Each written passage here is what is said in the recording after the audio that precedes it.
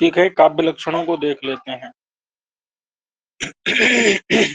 ये कुछ काव्य लक्षण हैं जो कि आपको याद होने चाहिए। ठीक है,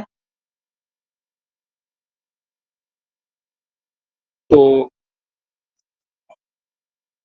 पहला है व्यास मुनि ने अग्नि पुराण में। ये सब क्रम से हैं, कालक्रम से, प्रायः का कालक्रम से हैं। तो सबसे पहले व्यास मुनि ने अग्नि पुराण में काव्य का लक्षण किया है। क्या लक्षण किया है?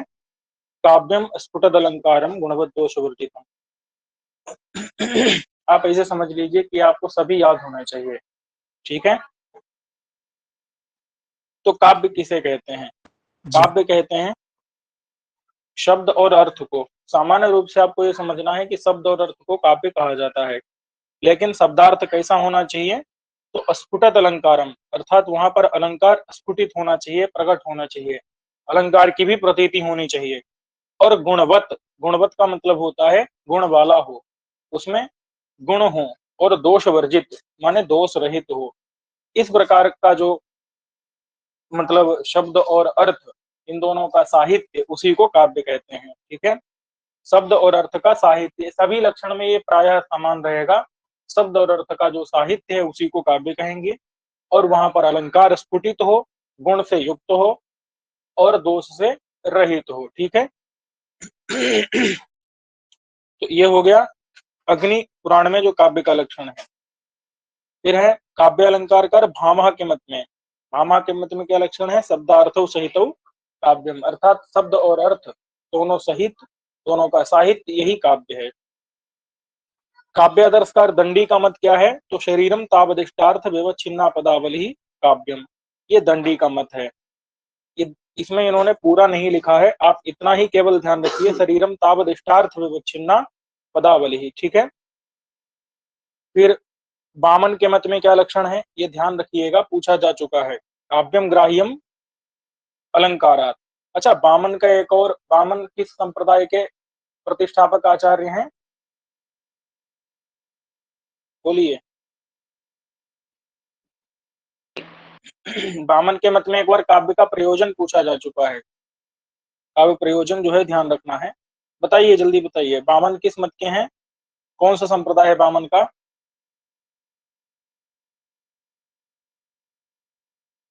संप्रदाय रीति रीति संप्रदाय। इसलिए अगर रीतिरात्मा काव्य से क्या लक्षण आ जाता है? रीतिरात्मा काव्य से, तो किसका होगा वह?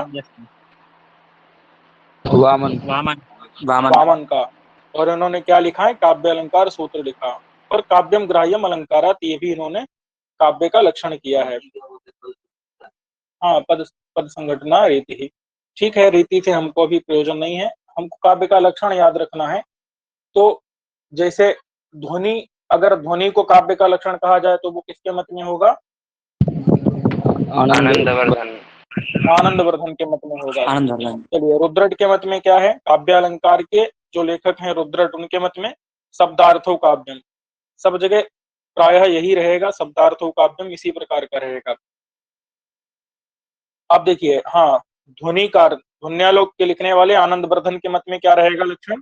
काव्य से आत्मा ध्वनि ही, काव्य की आत्मा ध्वनि है।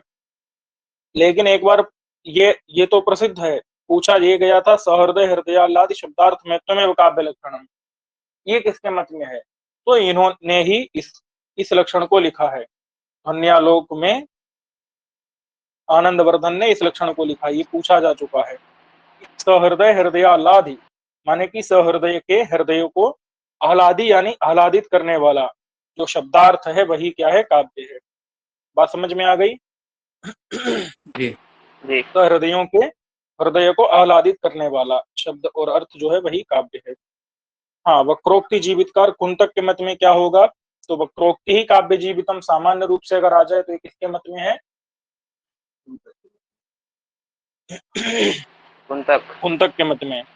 ठीक है, और थोड़ा सा इन्होंने बड़ा करके जो लिखा है, शब्दार्थो सहितो काव्यम। देखिए, यहाँ पर भी शब्द और अर्थ दोनों का साहित्य, दोनों का साथ होना, यही काव्य है।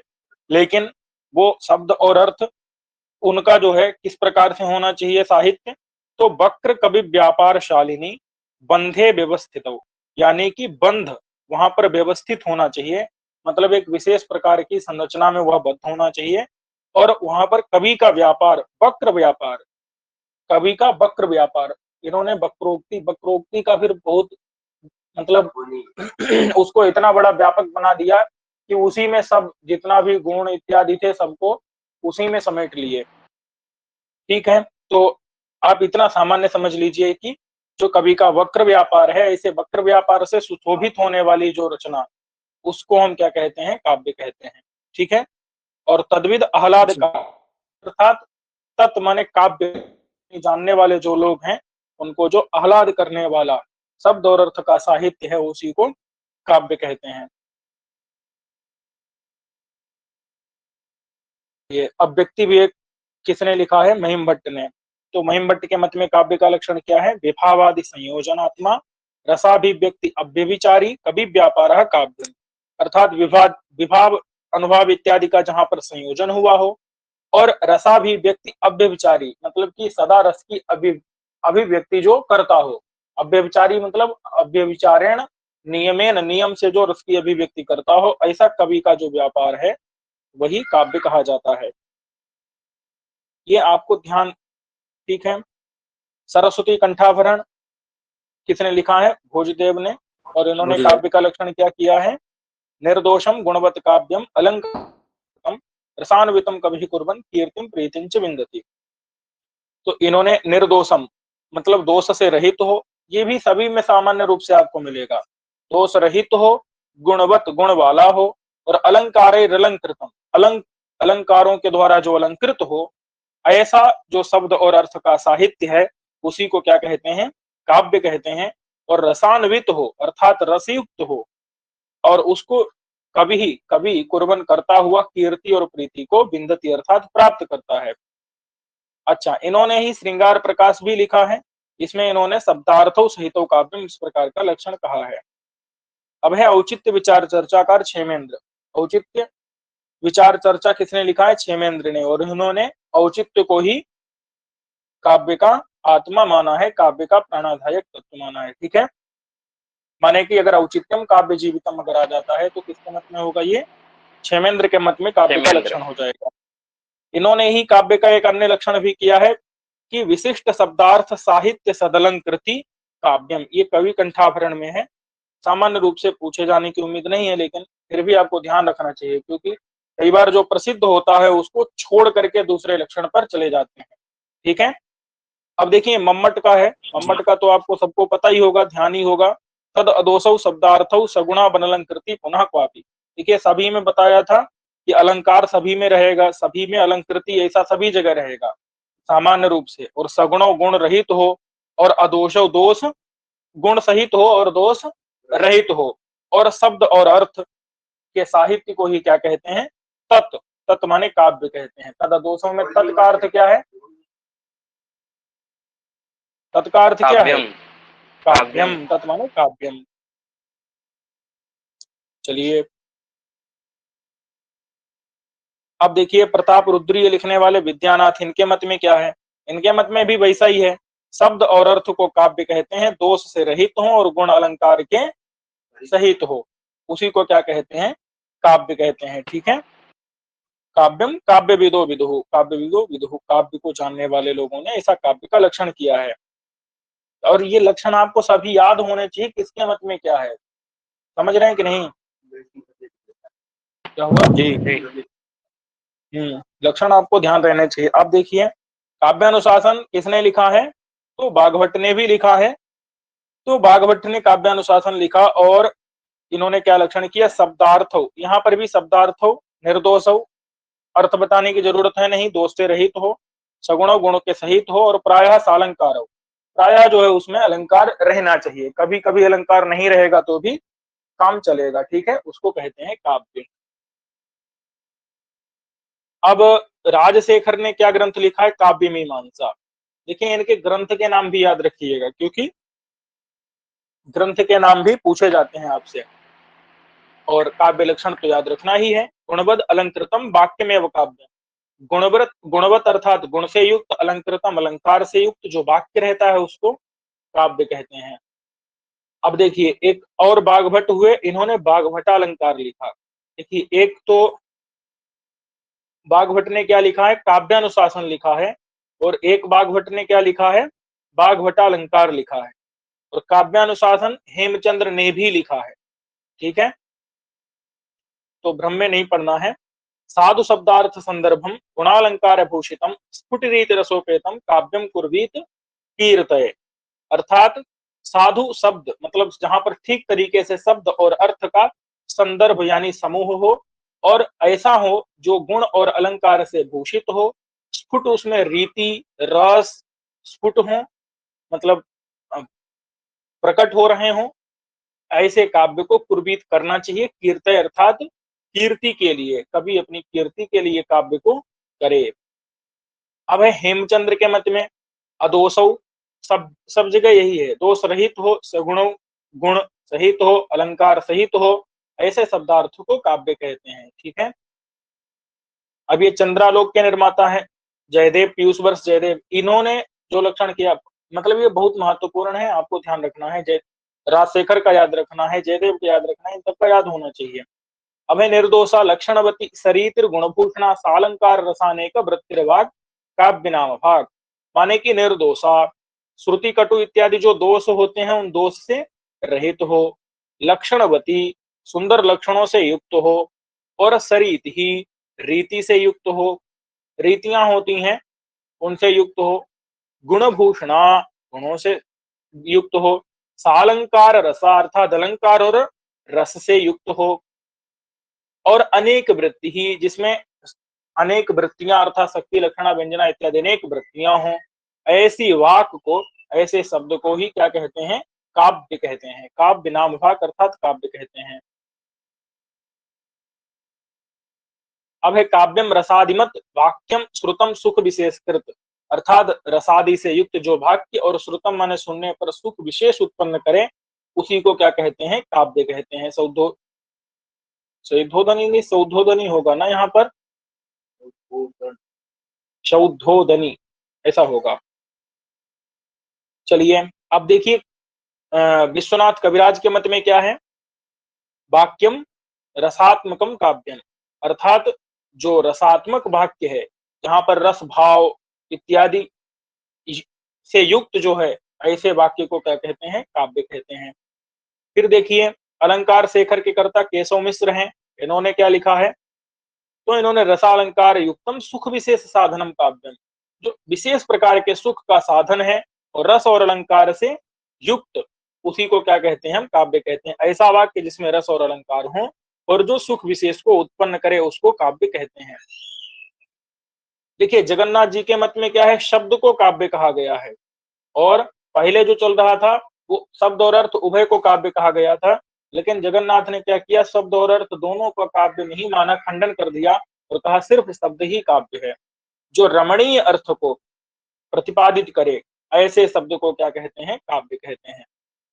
ये याद रखना है कि पंडित राज जगन्नाथ शब्द को काव्य मानते हैं, और जो मम्मट इत्यादि हैं वो शब्द और अर्थ दोनों को काव्य मानते हैं। अब यहाँ पर नागेश भट्ट ने क्या कर दिया, उनका खंडन कर दिया। चलिए अब एकावली किसने लिखी, विद्याधर ने, और इन्होंने क्या कहा, शब्दार्थ वपुस्तावत काव्यम, अर्थात शब्द और अर्थ जहां पर वपु अर्थात शरीर है, उसी को क्या कहते हैं, काव्य कहते हैं। फिर देखिए प्रताप रुद्रीय का विद्यानाथ वाला लक्षण जो पहले भी आ चुका है, इन्होंने यहाँ पर कुछ अतिरिक्त नहीं किया है, केवल गद्य पद्य उभय इतना जोड़ दिया। गुण और अलंकार से युक्त शब्द अर्थ को दोष से रहित जो शब्द अर्थ हैं उनको काव्य कहते हैं, वो गद्य पद्य उभय रूप होता है। ये लक्षण पहले भी आ चुका है यहाँ पर। ठीक है, प्रताप रुद्रीयकार विद्यानाथ के मत में यहाँ पर इन्होंने छोड़ दिया था गद्य पद्य, अर्थात काव्य जो होता है वह गद्य रूप और पद्य रूप होता है। ठीक है, अब देखिए साहित्य सार में अच्युत राज क्या लक्षण बताते हैं, तत्र निर्दोष शब्दार्थ गुणवत्व सति स्फुटम गद्यादि बंध रूपत्व काव्य सामान्य लक्षणम। स्पष्ट है कि दो निर्दोष माने दोष से रहित, जो शब्द अर्थ गुणवत्व यानी गुण से युक्त हो, और स्फुट जहां पर गद्यादि बंध रूपत्व माने गद्यादि गद्य पद्यादि के बंध से युक्त हो, इस प्रकार से जो शब्दार्थ हैं उसी को क्या कहते हैं, काव्य कहते हैं, काव्य सामान्य लक्षणम। फिर है साहित्य रत्नाकर में धर्मसूरी ने क्या कहा है, देखिए भाई सब जगह यही रहेगा, गुण अर्थात गुण युक्त हो, अलंकृति अलंकार से युक्त हो, और पदार्थ यानी शब्द और अर्थ दोष वर्जित दोष से रहित हो, उसी को काव्य कहते हैं। बस जो शब्द विन्यास है किसने किस प्रकार से कहा है वो आपको ध्यान रखना है। फिर अलंकार चंद्रिका में न्यायवागी इसने क्या कहा है, तो गुणालंकार संयुक्त हो, वही अर्थ है गुण और अलंकार से युक्त हो, शब्द और अर्थ रसभाव हो अर्थात रस से युक्त हो, भाव से युक्त हो, और नित्य दोष विनिर्मुक्त हो, इसमें नित्य दोष ना हो, उसको काव्यम इत्यभिधीयते, काव्य इस प्रकार से कहते हैं।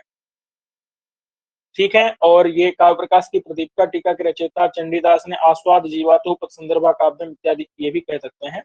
ठीक है, इसकी हमको आवश्यकता नहीं है। काव्य प्रयोजन, देखिए भाई ये काव्य प्रयोजन आप जरूर याद रखिएगा। मम्मट का काव्य प्रयोजन किसको किसको याद है, किसको किसको नहीं याद है, क्योंकि ये सबको याद होना ही चाहिए। कितने प्रयोजन है गिनती कर लीजिए, यशसे अर्थकृते व्यवहार विदे शिवेत रक्षते पद्य परिनिर्वृत्त कांता संमित उपदेश, जो कितने प्रयोजन है यहाँ पर, 6 प्रयोजन है। प्रश्न बहुत बार पूछा जाता है कितने प्रयोजन है मम्मट के मत में और कौन कौन से प्रयोजन है। तो यश है, अर्थ अर्थकृत्य माने धन है, व्यवहार विदे व्यवहार का ज्ञान है, शिवेतर शिव कहते हैं कल्याण को, और इतर कहते हैं अकल्याण, उसकी क्षति मतलब परिहार, तो अकल्याण का परिहार, सद्य मतलब तुरंत, पर माने मोक्ष, निर्वृत्ति माने प्राप्ति, तो निर्वृत्ति माने आनंद, पर माने परम, तो सद्य माने तुरंत, पर माने परम, निर्वृत्ति माने आनंद। तो समझ रहे हैं कि नहीं, मतलब सुनने के तुरंत बाद परम आनंद की प्राप्ति माने मोक्ष की प्राप्ति हो जाए सीधे, इस प्रकार से जो है ये प्रयोजन होता है। और कांता सम्मिततया उपदेश, अर्थात कांता के तुल्य, जैसे कांता क्या करती है, अपने में प्रवृत्त करा करके और कुछ भी करवा लेती है, उसी प्रकार से ये काव्य भी अपने में लगा करके और आचरण का, जैसे रामादि की तरह आचरण करना चाहिए, रावण की तरह नहीं करना चाहिए, ये बात काव्य बता देता है बहुत सरलता से। तो कांता सम्मिततया, कांता के तुल्य उपदेश, ये सब जो है मम्मट के मत में हो जाता है। ठीक है, और ये आपको केवल ध्यान रखना है। हाँ, ये कुछ काव्य प्रयोजन है, आपको स्पष्ट दिख रहा होगा, अभी दिख रहा है कि नहीं जी, पढ़ने में नहीं आ रहा है, आ रहा है। चलिए आचार्य भरत मुनि, तो इन्होंने क्या क्या माना है, धर्म अर्थ यश आयु बढ़ाने वाला, हित ज्ञान उपदेश, ये सब जो है इन्होंने प्रयोजन माने हैं किसके, काव्य के। ठीक है, मम्मट ने 6 प्रयोजन माने हैं, आप पहले ही देख चुके हैं, यश की प्राप्ति, धन, व्यवहार का ज्ञान, अनिष्ट का नाश, अलौकिक आनंद की प्राप्ति, और कांता के तुल्य उपदेश, ये सब प्रयोजन जो है मम्मट ने माने हैं। भामा ने भी 7 प्रयोजन माने, कौन कौन से, धर्म अर्थ काम मोक्ष, और कलाओं में निपुणता, और प्रीति और कीर्ति, धर्मार्थ काम मोक्षेषु वैचक्षण्यम कलाश्च करोति, क्या आता है भाई श्लोक बोलो, करोति प्रीतिम कीर्तिं च साधु काव्य निषेवणम। चलिए, तो ये जो है भामा ने 7 प्रयोजन माने, याद रखिएगा। वामन ने कौन, हाँ, प्रीति और कीर्ति, दो प्रयोजन माने हैं वामन ने। ठीक है, प्रीति कीर्ति हेतुत्वात्, ऐसे कुछ आता है वामन का, देखिएगा। अच्छा, अभिनव गुप्त ने एक प्रयोजन माना है प्रीति, प्रीति मतलब आनंद, आनंदवर्धन ने एक प्रीति माना है, रुद्रट ने धर्म अर्थ काम मोक्ष, अनर्थ का नाश, विपत्ति का निवारण, रोग से मुक्ति, ये क्या है भाई, वर की प्राप्ति। चलिए, और यश, कुंतक ने जो है चतुर्वर्ग फल की प्राप्ति, व्यवहार औचित्य का ज्ञान, और अंतः चमत्कार की प्राप्ति। फिर जो है राजशेखर ने कवि की दृष्टि से अक्षय कीर्ति, और सहृदय की दृष्टि से आनंद प्राप्ति, मतलब कि जो सहृदय होगा वो पढ़ेगा काव्य तो आनंद मिलेगा, और कवि को अक्षय कीर्ति मिलेगी। दंडी ने जो है ज्ञान और यश की प्राप्ति, विश्वनाथ ने चतुर्वर्ग फल प्राप्ति, सुखादल्प धियाम, ऐसा लिखा है ना, चतुर्वर्ग फल की प्राप्ति और व्यवहार ज्ञान और उपदेश, ये जो है विश्वनाथ ने प्रयोजन माने हैं।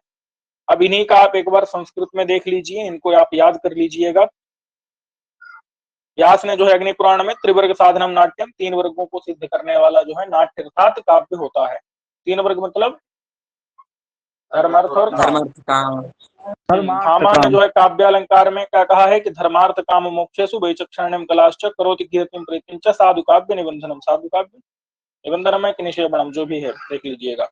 धर्म, अर्थ, काम और मोक्ष, ये चार, और कलाओं में वैचक्षण्य और कीर्ति और प्रीति, ये सब जो है साधु काव्य निबंधनम, यानी साधु काव्य जो है उसको पढ़ने से ये सब चीजें प्राप्त होती हैं। मट का हम देख ही चुके हैं, काव्य किसके लिए है? यश के लिए, अर्थ के लिए, व्यवहार के लिए, अकल्याण की क्षति के लिए, सद्य परम निर्वृत्ति आनंद के लिए, और कांता के तुल्य उपदेश के लिए। ठीक है जी। कुंतक ने जो है वक्रोक्ति जीवितम में धर्मादि साधनोपाय, धर्मादि ये साधन का उपाय है, सुकुमार क्रमोदित, सुकुमारों के लिए कहा गया है। और काव्य बंध माने काव्य अभिजाता नाम सहृदय, अभिजाता नाम हृदयालाद कारक, अर्थात हृदय को आह्लादित करने वाला है। ये जो है कुंतक ने बताया है काव्य प्रयोजन, इनको आप याद कर सकते हैं। इसमें जो है एक ये महत्वपूर्ण है, विश्वनाथ का साहित्य दर्पण में जो लिखा है इन्होंने, चतुर्वर्ग फल प्राप्ति सुखादल्पधियाम अपि काव्यादेव तस्तेन तत्स्वरूपम निगद्यते, मतलब कि चतुर्वर्ग फल की जो है प्राप्ति, चतुर्वर्ग अर्थात धर्म अर्थ काम मोक्ष। तो ये जो है चतुर्वर्ग फल की प्राप्ति विश्वनाथ ने साहित्य दर्पण में काव्य का प्रयोजन माना है। वामन का पूछा जा चुका है काव्यालंकार सूत्र वृत्ति से, तो काव्यम से दृष्टार्थम प्रीति कीर्ति हेतुत्वात्, यानी कि प्रीति और कीर्ति ये इसका दृष्ट अर्थ है, दृष्ट प्रयोजन है। बात समझ में है कि नहीं? जी जी। तो मुख्य रूप से जो है ये प्रायः जो है मतलब धर्म अर्थ और काम, धर्म अर्थ काम मोक्ष, चतुर्वर्ग जो है इनके फल की प्राप्ति कई लोगों ने माना है, और कई लोगों ने प्रीति और कीर्ति माना है। बहुत लोगों ने प्रीति और कीर्ति, कई लोगों ने माना, जैसे भोज ने भी सरस्वती कंठाभरण में रसान्वितम कभी कुर्बन कीर्तिम प्रीतिम च विन्दति, माने कीर्ति और प्रीति, इन्होंने भी इन दो को मुख्य रूप से माना है। भागवताचार्य काव्यानुशासन में वयम तो कीर्ति में वही काम काव्य हेतुतायाम मन्यामहे, इन्होंने काव्य का प्रयोजन सिर्फ कीर्ति को माना है। और रामचंद्र गुणचंद्र ने नाट्य दर्पण में चतुर्वर्ग फला नित्याम जैनीम वाचम उपासमहे, तो यहाँ पर क्या है? चतुर्वर्ग फल, इन्होंने चतुर्वर्ग फल को माना है। ठीक है। और रुद्रट का भी आप देख सकते हैं कि ननुच काव्येन क्रियते सरसानाम अवगमश्च चतुर्वर्ग, क्रियता है कि क्रियते है? क्रियते होना चाहिए, कोई बात नहीं। काव्य के द्वारा किया जाता है, क्या किया जाता है? सरसानाम अवगमश्च चतुर्वर्ग, माने कि जो चतुर्वर्ग यानी कि धर्मार्थ काम मोक्ष, उसकी प्राप्ति जो अल्प बुद्धि वाले लोग हैं और जो मतलब रस चाहते हैं, ऐसे लोग, उनको जो है चतुर्वर्ग की प्राप्ति काव्य से हो जाती है। नहीं तो शास्त्रों से चतुर्वर्ग की प्राप्ति तो हो सकती है, लेकिन वो बहुत शास्त्र क्या है? कठोर हैं, उनमें अरुचिकर हैं, अरुचिकर हैं, और काव्य क्या है? रुचि उत्पादक है, इसलिए काव्य के द्वारा आनंद से प्राप्ति हो जाती है। तो ये चतुर्वर्ग की प्राप्ति ये एक मुख्य है, और दूसरा कीर्ति और प्रीति। आप देख लीजिए एक किसने कौन कौन सा माना है और उसको याद कर लीजिए। ठीक है। लघु मृदु चनीरसेभ्यः स्तेहित रस्यन्ति शास्त्रेभ्यः। चलिए ठीक है, तो ये आपके सामने कुछ काव्य के प्रयोजन और काव्य के लक्षण हमने देखे।